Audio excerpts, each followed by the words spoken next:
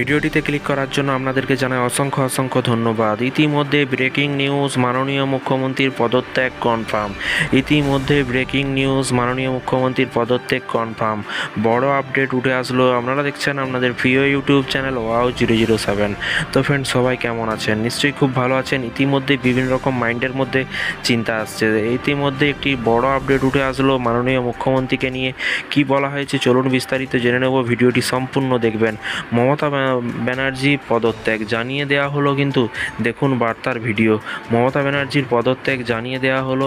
কি বলা হয়েছে বিস্তারিত চলুন জেনে নেওয়া যাক। এখানে বলা হয়েছে পদত্যাগ করেছেন টিএমসি রাজ্যসভার সাংসদ জওহর সরকার।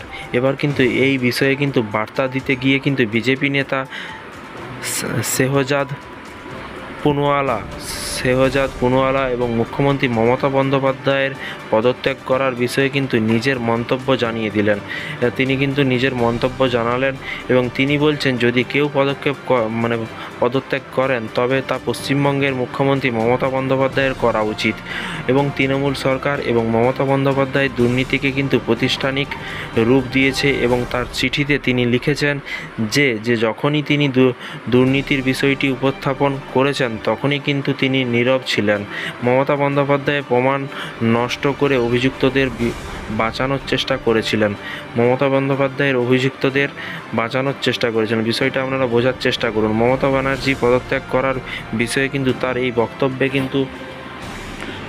কিন্তু ভিডিও সামনে এসেছে। দেখুন সেই বার্তার ভিডিও। এখানে কিন্তু বলা হয়েছে, দেখতেই পাচ্ছেন, এখানে on the TMC Rajya Sabha MP, এখানে পুরো কিন্তু ইংলিশে দেয়া আছে। এএনআই থেকে কিন্তু 8ই সেপ্টেম্বর নিউজটি, আগামীকাল নিউজটি কিন্তু প্রকাশ করা হয়েছে। এআই একটা বড় নিউজ চ্যানেল, আপনারা সকলেই জানেন, এটা কোনো ফেক নিউজ নয়।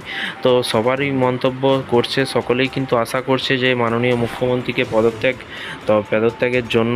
কিন্তু আপনাদের মতামত নিচে যে যার বক্তব্য অবশ্যই ভোটের মতো কমেন্ট করে অবশ্যই জানাবেন যে আপনাদের কেমন লাগে মাননীয় মুখ্যমন্ত্রীকে আপনাদের পদত্যাগ করা উচিত না উচিত নয়। আপনাদের নিজের ডিসিশন অবশ্যই নিচে কমেন্ট বক্সে কমেন্ট করে জানাতে ভুলবেন না। ভিডিওটি ভালো লাগলে একটি লাইক করবেন।